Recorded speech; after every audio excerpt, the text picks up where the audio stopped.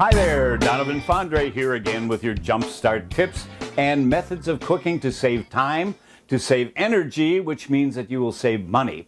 And that is by combining your microwave oven with your conventional tools to create the same recipes, look and taste exactly the same, but cooked in a third of the time, sometimes 20% of the time, most of the time a considerable amount of time saved and energy.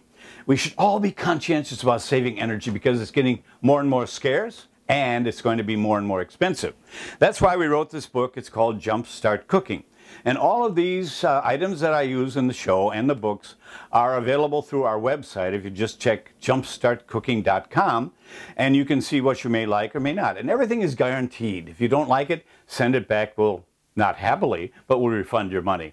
Now, what I want you to do is, by understanding this concept, take all of your cookbooks. Everyone's got this cookbook. You've got Julia Child. You've got all the current television stars that cook their way with their books.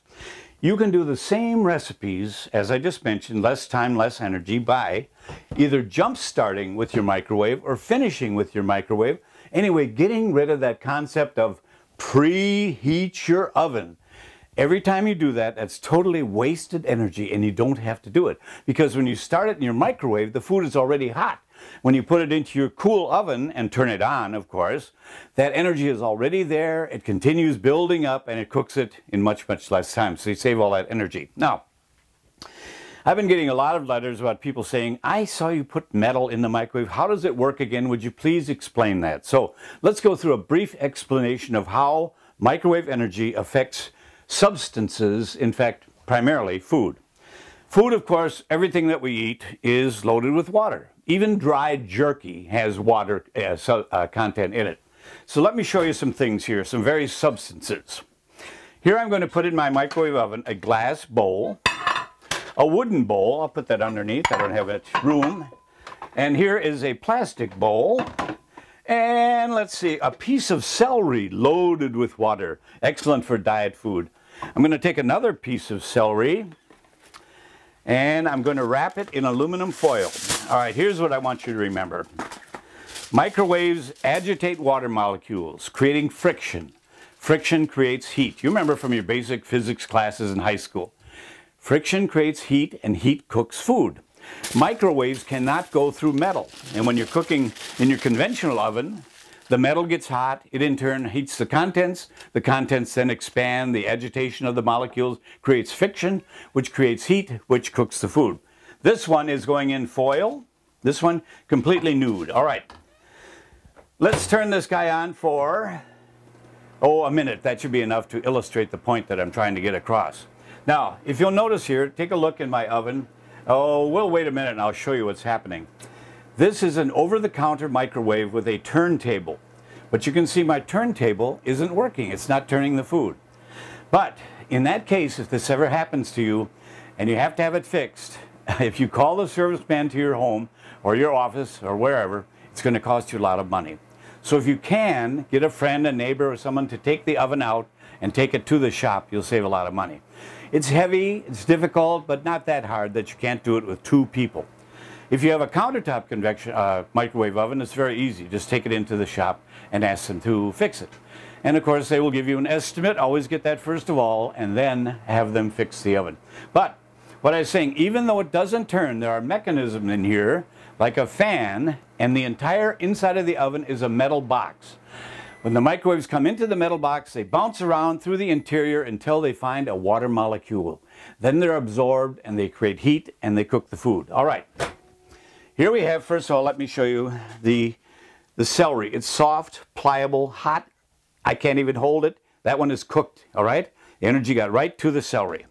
This guy, wrapped in foil, is just as hard and cold and brittle as when I first put it in, because the energy could not affect it. It could not cook because it was in a metal container.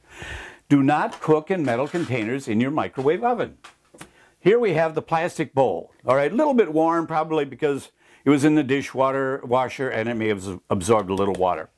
This guy, the glass bowl, completely cool because it's transparent to microwave energy.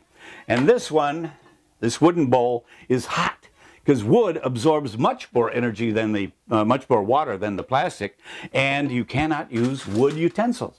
Just for reheating, that's fine, but not for cooking, because it'll break the wood eventually. Now, one other thing I want to show you is a can. A can of kidney beans, spaghetti sauce, I don't care. Corn on the cob, no, not corn on the cob, a cream corn, whatever.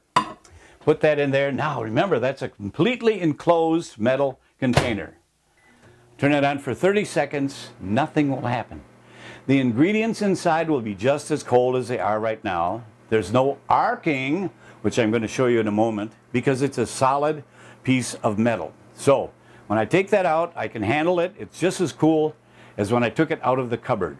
I could put it in there for a whole day. I could cook a whole chicken for 20 minutes, and the can would not get hot because the energy cannot go through the metal to get to the ingredients inside. Here it is. Can of beans, right? It's cool, comfortable. Do not cook in metal containers. You say, but I've seen arcing. I've heard warnings of arcing. Let's take a look. Take a piece of foil. Now this is little gaps in there. You see that? So the energy can jump between the gaps and cause a discharge of the microwave into a bow of light. So let's take a look at this guy and see the bow of light. Yeah, they never behave when you want them to. There's a little one. You could hear it more than you could see it. But we'll take a look. Oh, that's not working very well. I'll tell you what. Here's a surefire demonstration of arcing. I have here a piece of steel wool in a little dish. Now, Jason, my producer, get a look at this and we'll see arcing. See that? Now that is creating heat. So when you see that happening ever in your oven, stop the oven, take out that which is burning, and either save it for another use or discard it. That's an arc. Whenever you see that, stop the oven and remove the metal. All right, that's your basics of microwave cooking. Water gets hot. Anything without water or metal transmits the signal and stays cool. Now you say, oh, but when I cook, the dishes get hot. That's because the ingredients inside got hot because they're cooking. They transfer the heat to the container. Conversely, when you cook in your conventional oven, the dish gets hot, transfers the energy to the ingredients inside. Well, that's how it works. It's very, very simple. Cook with your microwave oven, but remember, you are the cook, not the machine. You got to stir, you got to poke, you got to taste, you got to season, you got to adjust, and everything will be as good as any other way that you cooked it. Well, or maybe as bad as you ever cooked it. And I always advise you when you start cooking microwave, get a big dog, because you're going to make mistakes, and that's how you learn. Oh, I've got a dog, a beautiful Great Dane, was 180 pounds. She was a Chihuahua when I started this series. I've done over 100 cooking shows on PBS, the Learning Channel, SPN.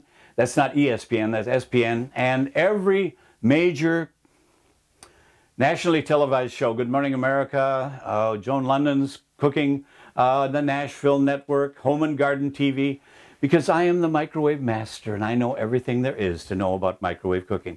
So watch our cooks and tips and jumpstart cooking, save money, save energy, but it'll be just as good as when you cooked primitive style. One other very interesting aspect of cooking television shows when you're using microwave oven is the fact that when I turn on my oven, you can see it's not very bright in there. There's a light inside of the cavity here, and it shows a little bit, but not really enough. So when we want to get a good close-up, what I do is I take a fluorescent bulb like this, put it in a little dish with some water, and then place this in the microwave. Now, when that microwave energy contacts the coating on the bulb, it causes it to light up. So when I want to do something, let's say, well, sometime during the shows, we're going to make a coconut, so I'll put this guy in there. And then watch what happens. All right, Jason, my producer, director, take a look. And we can see it's not turning, just a little bit, but it's staying there. And my coconut is getting hot, but we can see what's going on because that fluorescent bulb inside the cavity is brightening up the light, and that makes it much more illustrative of all these wonderful tips that we're giving you with JumpStart Cooking.